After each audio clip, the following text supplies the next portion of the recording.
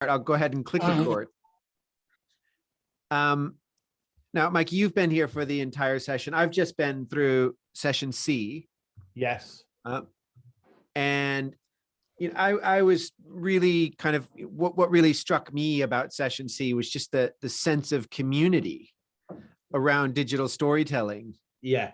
That, you know, as you get drawn into this community of practice, it really is, you know, I guess we often hear about this concept of community of practice. And yet, for the most part, my experience has always been that it's quite elusive. When I sit and watch, you know, what I just saw in session C, as well as the conversations that have happened leading up to my involvement here today, I feel like within digital storytelling, there is a very genuine sense that it is a community built around this. I think you're right, and it's a community that is very diverse and very international.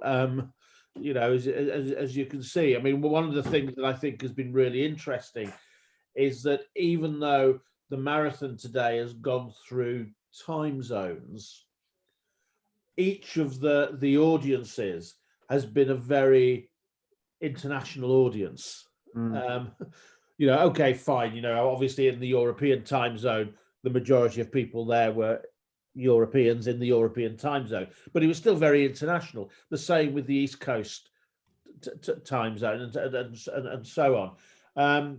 And I think it's a community that's always valued this sort of annual conferences, because it is the one chance, because it's a global community, that it does make an effort and gets a chance to come together. And they've always been very well attended.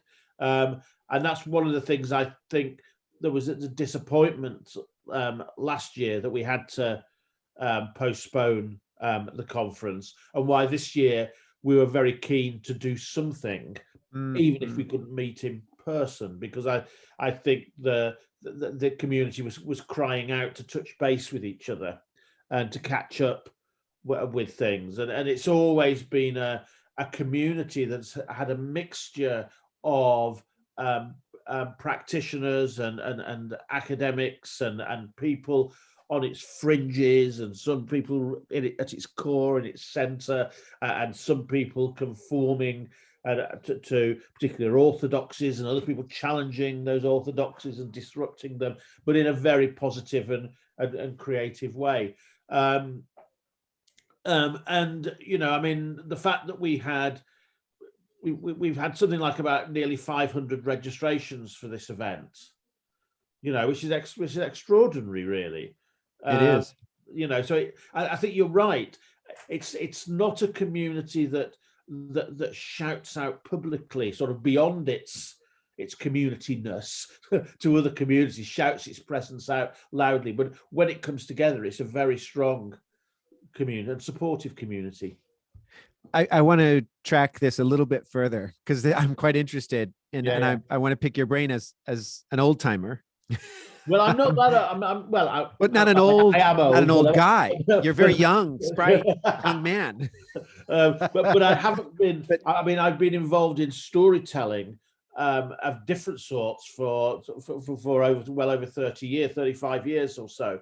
But my direct involvement in the digital storytelling community has been more recent to that, maybe sort of 10 years. So let me ask you this, and I apologize for the hammering. I'm in Hong Kong, and that's our music here, the hammering of renovation. So let me ask you this, though. You mentioned the pandemic, and the pandemic keeping the physical coming together from happening. Certainly for me, one of the amazing things about the pandemic has been that despite the fact that some physical connections have been broken, other connections have been formed. So, you know, I'm kind of having my students reach into places where previously we couldn't go because the pandemic has kind of cleared this path. As you kind of look back and kind of take that 30,000-foot view on digital storytelling, I wonder, do you see the pandemic kind of bringing new people into the community? And do you see it kind of forming, is it actually allowing digital storytelling to expand its footprint?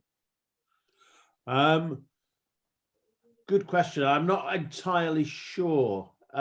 It's almost as if it's too early to say. I mean, what I do think though, and I do agree, is that one thing the pandemic has done has obviously forced us to do an awful lot more. I mean, beyond our digital storytelling practice, in our broader lives and activities, has forced us to do much more with the technology that's available. And from our perspective, or from my perspective, as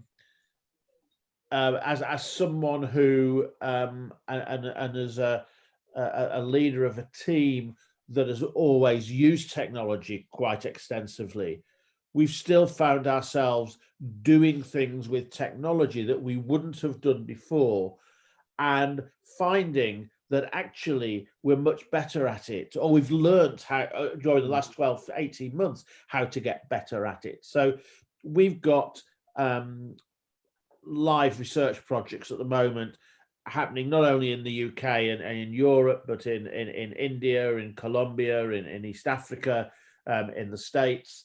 Normally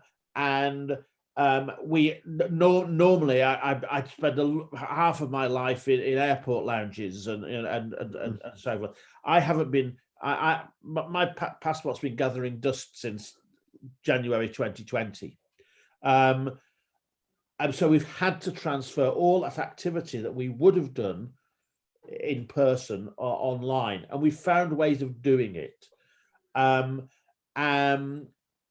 It's challenging to create and foster new partnerships and relationships, but it's a lot easier to maintain existing ones in online than we ever thought it would be. And we've been able to effectively keep all that work ticking over and happening in spite of things. We've become more inventive and more creative. And I think if my experience is replicated elsewhere, people have suddenly have become more familiar with these tools and have become more creative and inventive with them.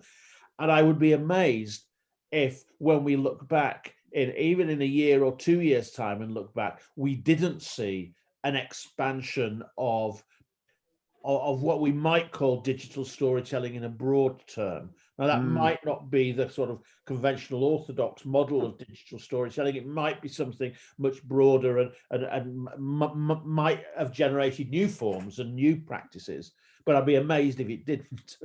You know, something that really resonated with me in your response just now was when you said, you know, as somebody coming from a center, from a unit that's always used a lot of technology, and then you kind of moved on from there, and it's a bit like, and I feel a little bit like, as somebody who's always been keen about technology, that, you know, that what's happened has been an opening where, you know, because we've had some people, some units, some practitioners who are keen about technology, whereas the majority or many of the others were not. Suddenly everybody is looking at that technology, and it's, you know, it's given us an opportunity for those of us who were already into the technology. It's created this mad sprint, hasn't it? Yeah. Absolutely. I mean, who'd heard of Zoom 18 months ago? I mean, a very small number of people, I think, relatively speaking. Indeed. I'm going to jump over to the video now. The simple steps with Pip Hardy and Joe Lambert. So we'll jump over there for 25 minutes. Great. And then we'll come back for some music in the live session. Yeah, that'd be great. We'll look forward to that. What I'll do is I'll do what I've done at the other sessions. Is I'll put a notice in the chat on sessions C and let them know that we're just about to start in session D. Awesome. Great. Yeah. I appreciate that. Cheers.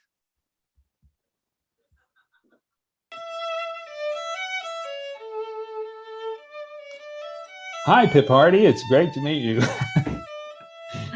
Hi, Joe. Nice to see you. Nice to be here at this virtual conference, virtually. Yeah, this is our little step into the pandemic negotiatives